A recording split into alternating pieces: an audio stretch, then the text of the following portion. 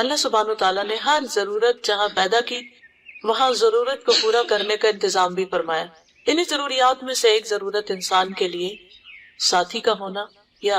अज़दवाजी ताल्लुकात और शौहर और बीवी के रिश्ते का होना है। अल्लाह ताला ने जब आदम अलैहिस्सलाम को पैदा किया तो उसके बाद सबसे पहले उनके लिए उनकी बीवी को पैदा किया, एक कंपेनियन को पैदा किया, और ये एक इंसान की बिल्कुल एक फितरी जरूरत है। अल्लाह ताला ने उनको गर्लफ्रेंड और बॉयफ्रेंड की शक्ल में पैदा नहीं किया, सिर्फ दो दोस्त नहीं बनाया, बल्कि उनके दरमियान शौहर और बीवी का रिश्ता कायम किया और इसी के साथ वो दुनिया में उतरे। यानी दुनिया में सिर्फ आदम अलैहिस्सलाम नहीं उतरे बल्कि उनके साथ हव्वा भी उतरी।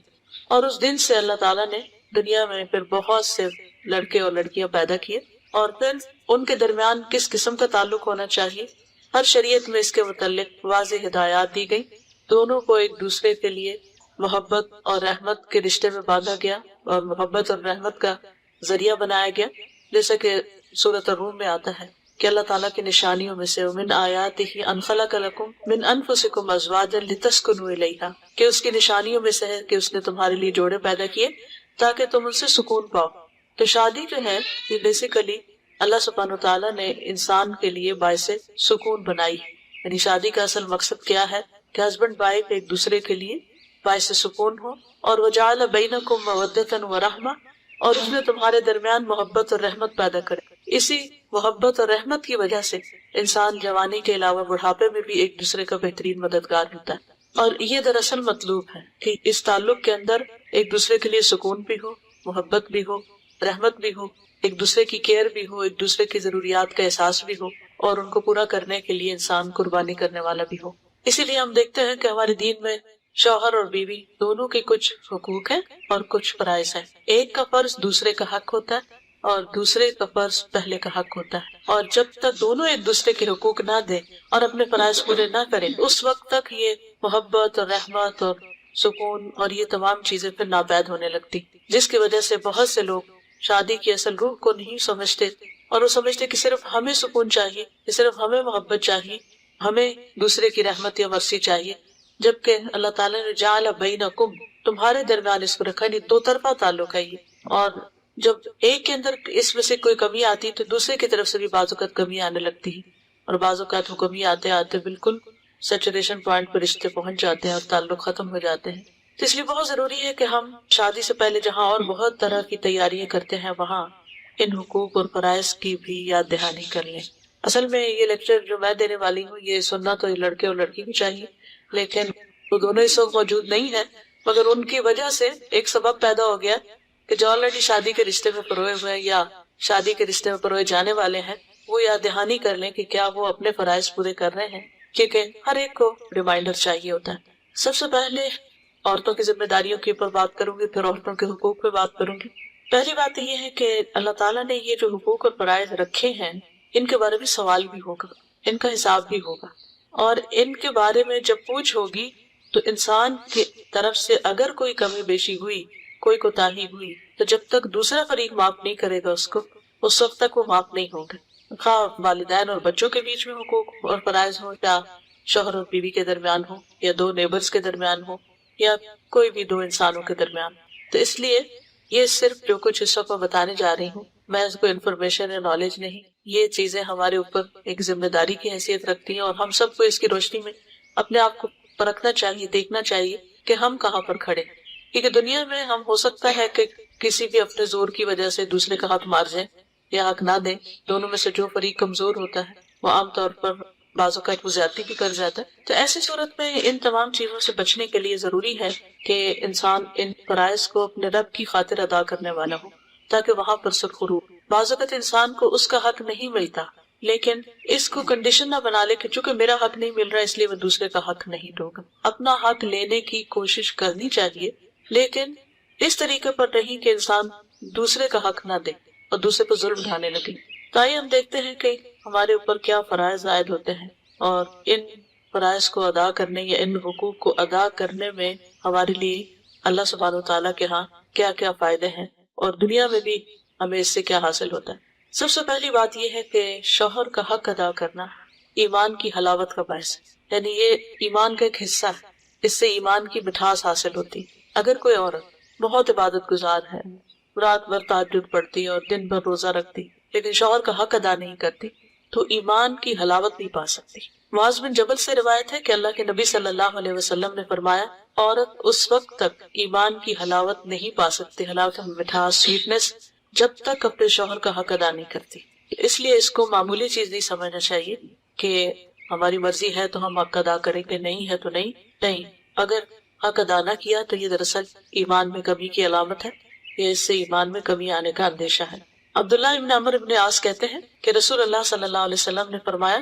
اے عبداللہ، مجھے بتایا گیا ہے کہ تم دن کو مسلسل روزے رکھتے ہو اور رات کو مسلسل قیام کرتے ہو۔ میں نے عرض کیا، ہاں اے اللہ کے رسول، میں ایسا ہی کرتا ہوں۔ آپ نے فرمایا ایسا نہ کرو، روزہ رکھو بھی اور رات کو بھی قیام بھی کرو اور آرام بھی کرو، اور کبھی روزہ نہ بھی رکھو، کیونکہ تیرے جسم کا بھی تجھ پر حق ہے، تیری آنکھوں کا بھی تجھ پہ حق ہے، اور تیری بیوی کا بھی تجھ پر حق ہے۔ یعنی جہاں ایک طرف عورت کو بتایا گیا کہ اس کا ایمان اس وقت تک مکمل نہیں ہوتا جب تک کہ شوہر کا حق نہ دے، دوسری طرف مرد کو بھی یہ بتایا گیا کہ جب تک بیوی کا حق ادا نہ ہو اس وقت تک اس کے بھی عمل میں کمی رہ جائے گی، کیونکہ خالی روزے اور رات کی عبادت کو ایک اچھا مسلمان ہونے کے لیے کافی قرار نہیں دیا گیا۔ آپ نے نہیں فرمایا اچھا تم تو بہت اچھا کر رہے ہو اور ایسے ہی کرتے چلے جاؤ۔ آپ کو سمجھ آ گئی کہ جو شخص روز روزہ رکھنے والا اور رات بھر وہ اللہ کی عبادت کرنے والا ہو وہ لازماً حقوق العباد سے غافل ہوگا۔ پھر اسی طرح دونوں کا ایک دوسرے پر یہ بھی حق ہے کہ وہ ایک دوسرے کے راز فاش نہ کریں، ایک دوسرے کی باتیں یا سیکرٹ جو آپس کے ہیں وہ کسی تیسرے تک نہ جانے دیں۔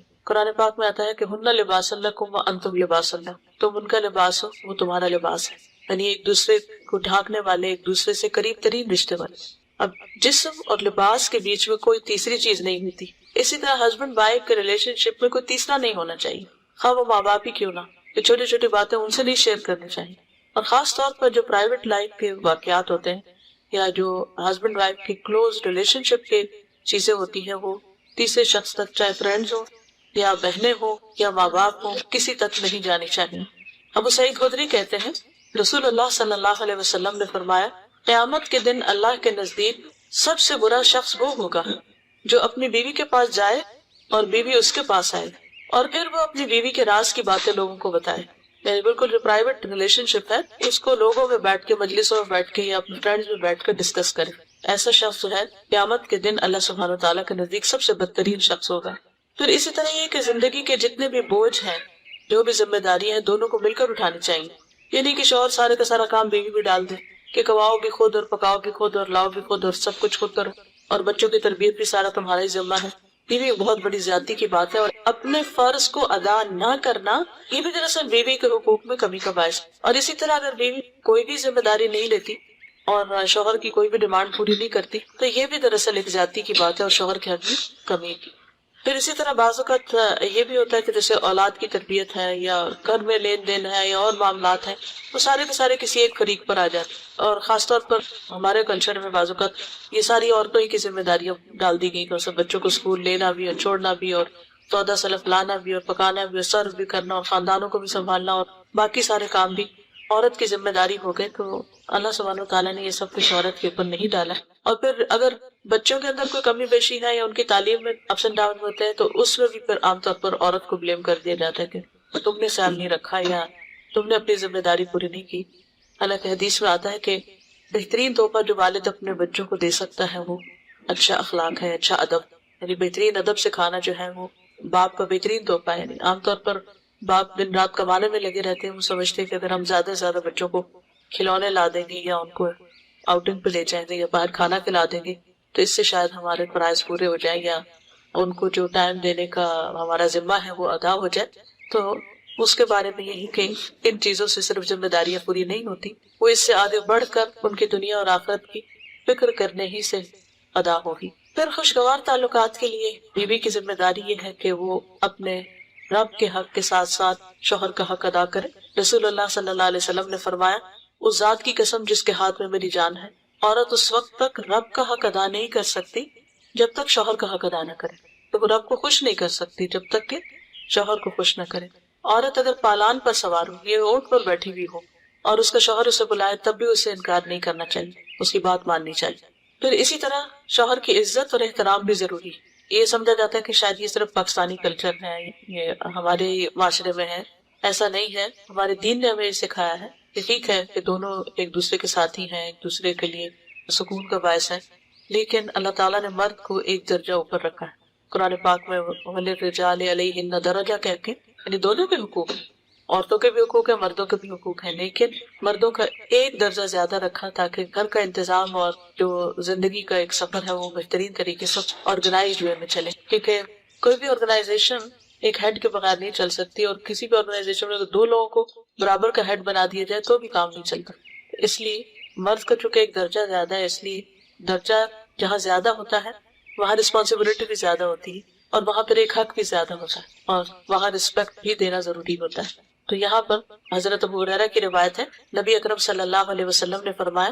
اگر میں اللہ کے علاوہ کسی دوسرے کو سجدہ کرنے کا حکم دیتا تو بیوی کو حکم دیتا کہ وہ شوہر کو سجدہ کرے، یعنی حکم دیا نہیں گیا، لیکن اس سے یہ پتہ چلتا ہے کہ شوہر کا حق کتنا بڑا ہے۔ لیکن اس کا یہ مطلب نہیں ہے کہ وہ شوہر کی ہر الٹی سیدھی غلط بات سب مانتی رہے، اس میں جو ٹھیک ہوگا اس کو ماننا لازم، اور جو غلط ہے اس کو ماننا ضروری نہیں ہے۔ عبد الرحمن بن عوف کہتے ہیں کہ رسول اللہ صلی اللہ علیہ وسلم نے فرمایا، جو عورت 5 وقت نماز پڑھتی ہوں، ماہ رمضان کے روزے رکھتی ہوں، اپنی شرمگاہ کی حفاظت کرتی ہوں، اپنے شوہر کی اطاعت کرتی ہوں، اس سے کہا جائے گا کہ جنت کے جس دروازے سے چاہو داخل ہو جاؤ۔ لیکن یہ جو شوہر کی اطاعت کی بات ہے یہ معروف میں ہے، کیونکہ ایک عام اصول کی بات ہے کہ لا طاعت لمخلوق فی معصیت الخالق، کہ کسی مخلوق کی اطاعت جائز نہیں جہاں خالق کی نافرمانی،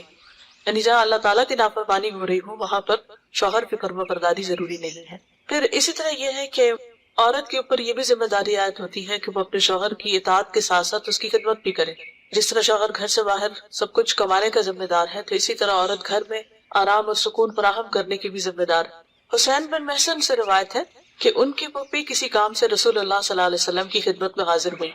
آپ نے ان کا نام پوچھنے کے بعد فرمایا، کیا تم شادی شدہ ہو؟ اس نے عرض کیا، جی ہاں۔ پھر آپ نے دریافت کیا، تمہارا اپنے شوہر کے ساتھ کیسا رویہ ہے؟ انہوں نے عرض کیا،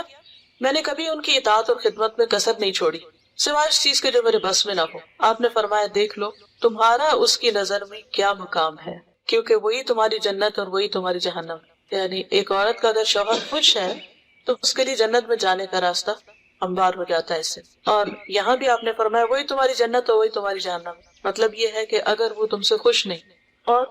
بجا طور پر ایک تو نا ناروا کے مطالبے، ایسی چیزیں جو عورت کے بس میں ہی نہ ہو یا اس کے لیے پاسبل ہی نہ ہو، تو وہ تو الگ ہے، لیکن جہاں جان بوجھ کر وہ حق پہ کبھی کرتی یا اس کو کچھ سمجھتی نہیں یا اس کے مقابلے میں دوسروں کو زیادہ اہمیت دیتی، تو یہ بات درست نہیں۔ تو آپ نے فرمایا وہی تمہاری جنت اور وہی تمہاری جہنم۔ پھر اسی طرح عورت کے اوپر یہ بھی لازم ہے کہ وہ اس طریقے پر رہے کہ شوہر دیکھے تو خوش ہو جائے، یعنی بیوی کا حال لیا، اس کا اٹھنا بیٹھنا، بات کرنے کا انداز، معاملہ کرنے کا انداز، یہ شوہر کے لیے ایک اٹریکشن کا باعث ہو، یہ بھی اس کے لیے اجر کی بات ہے۔ عبداللہ بن سلام کہتے ہیں رسول اللہ صلی اللہ علیہ وسلم نے فرمایا، بہترین بیوی وہ ہے جس کی طرف تم دیکھو تو وہ تمہیں خوش کر دے، جب تم کسی بات کا حکم دو تو وہ بات پوری کر دے، اور تمہاری عدم موجودگی میں تمہارے مال اور اپنی ذات کی حفاظت کرے، یعنی اپنی شرم و حیا کی بھی حفاظت کرے، اور گھر اور جو بھی اس کے کسٹڈی میں شوہر کا مال یا راز یا کوئی بھی چیز ہے ان سب کی بھی حفاظت کرنے والی۔ پھر اسی طرح یہ ہے کہ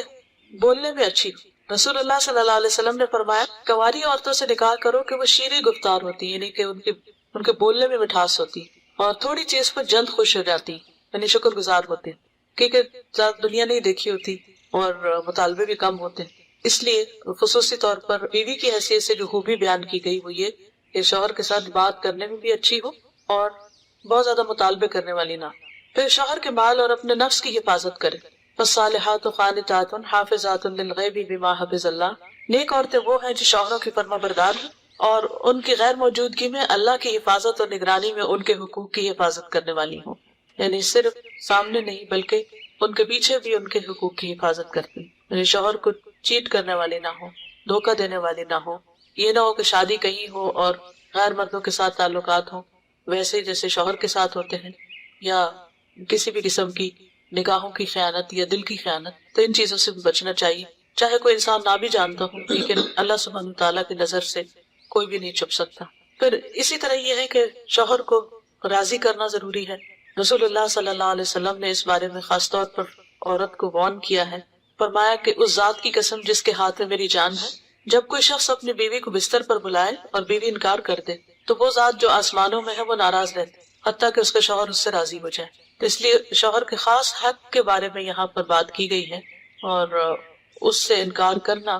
نہ صرف یہ کہ شوہر کی ناراضگی، تعلقات کی خرابی، بلکہ اللہ سبحانہ وتعالیٰ کی ناراضگی کا سبب بھی بنتا ہے. اور یہی ایک بہت بنیادی وجہ بنتی ہے بعض اوقات شوہر کو جب گھر میں سکون نہیں ملتا تو پھر وہ باہر تلاش کرنے لگتا ہے. پھر اسی طرح ابو ہریرہ کہتے ہیں کہ عرض کیا گیا، یعنی رسول اللہ صلی اللہ علیہ وسلم سے پوچھا گیا کہ یہ بتائیے کہ بہترین عورت کون سی ہے. آپ نے فرمایا جب اس کا شوہر اس کی طرف دیکھے تو اس کو خوش کر دے، جب کسی بات کا حکم دے تو اس کی بات مان لے، اور بات ماننے میں پھر وہی اصول رہے گا کہ کوئی غلط کام کرنے کا حکم نہ ہو. نیز عورت کی جان اور مال کے معاملے میں شوہر جس چیز کو ناپسند کرتا ہو اس میں اس کی مخالفت نہ کرے. یعنی اگر شوہر کو کسی خاص قسم کا لباس پسند ہے تو ایز لانگ ایز وہ شریعت کی حد کے اندر ہے تو عورت کو وہ پہننا چاہیے. اگر کہیں جانے کی بات ہے یا گھر کو کسی خاص انداز میں رکھنے یا کوئی شادی شدہ زندگی میں بہت سارے معاملات باہم ایک دوسرے کے ساتھ مل کے کیے جا رہے ہوتے ہیں، تو ایسی تمام چیزوں میں شوہر کے ساتھ تعاون اور اس کی مدد اور اس کو خوش کرنا جو ہے وہ لازم ہے. پھر اسی طرح ایک اور روایت میں آتا ہے کہ 2 قسم کے لوگ ایسے ہیں کہ ان کی نمازیں ان کے سروں سے اوپر نہیں اٹھتی.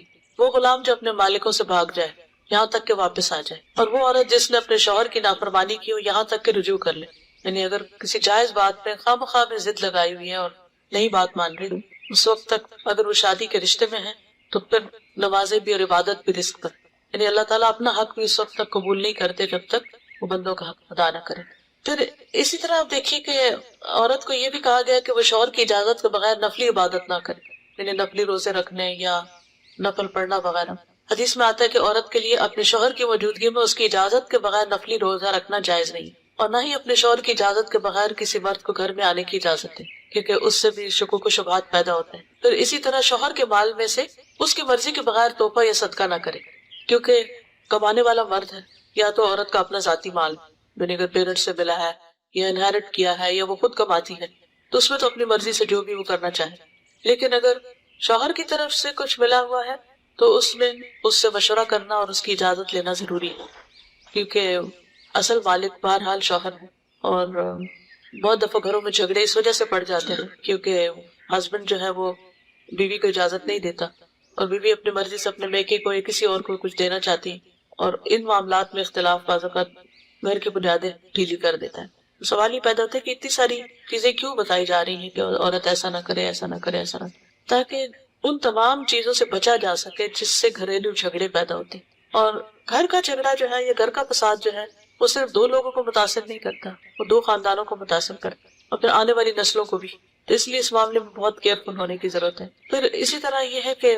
شوہر کی اجازت کے بغیر نامحرموں سے گفتگو سے بھی بچنا چاہیے. حضرت علی بن ابی طالب سے روایت ہے کہ رسول اللہ صلی اللہ علیہ وسلم نے خاوند کی اجازت کے بغیر عورتوں سے ان کے گھروں میں گفتگو سے منع کیا ہے. اگر شوہر کو یہ بات پسند نہیں کہ عورت کسی مرد سے بات کرے تو عورت کو نہیں کرنی چاہیے، کہ بعض اوقات انہی چیزوں سے پھر جھگڑے پیدا ہو جاتے. پھر اسی طرح شوہر کا ایمان بڑھانے میں مدد دینی چاہیے. صوبان کہتے ہیں کہ جب یہ آیت نازل ہوئی کہ جو لوگ سونا اور چاندی جمع کر کے رکھتے ہیں اور اسے اللہ کی راہ میں خرچ نہیں کرتے، تو وہ کہتے ہیں کہ اس وقت ہم لوگ رسول اللہ صلی اللہ علیہ وسلم کے ساتھ کسی سفر میں شریک تھے، تو ان کے صحابہ میں سے کسی نے پوچھا کہ سونا اور چاندی کے متعلق تو حکم نازل ہونا تھا، وہ ہو گیا، اب اگر ہمیں یہ پتہ چل جائے کہ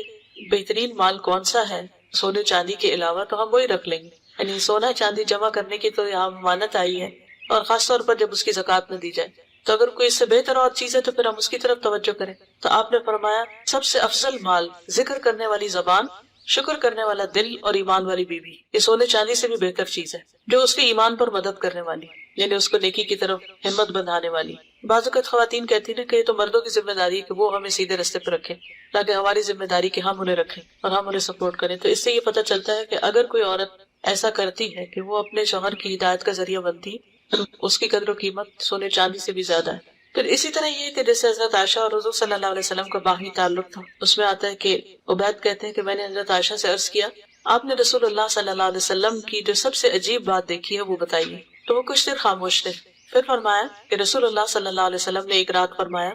عائشہ مجھے چھوڑ دو، آج کی رات میں اپنے رب کی عبادت کروں. اب آپ دیکھیے آپ چاہتے تو خود ہی کر لیتے، لیکن حضرت عائشہ سے ایک طرح سے اجازت لے رہے ہیں کہ کہیں ان کا حق تھا کہ ان کے پاس رہیں. میں نے کہا مجھے آپ کے پاس رہنا بھی پسند ہے اور آپ کی خوشی بھی پسند ہے. چنانچہ آپ اٹھے اور وضو کیا، نماز پڑھنے کھڑے ہو گئے. حضرت عائشہ کہتی ہے کہ آپ نے مسلسل رونا شروع کیا، یہاں تک کہ آپ گود تر ہو گئی، یعنی آنسو سے. کہتے ہیں کہ آپ نماز میں بیٹھے روتے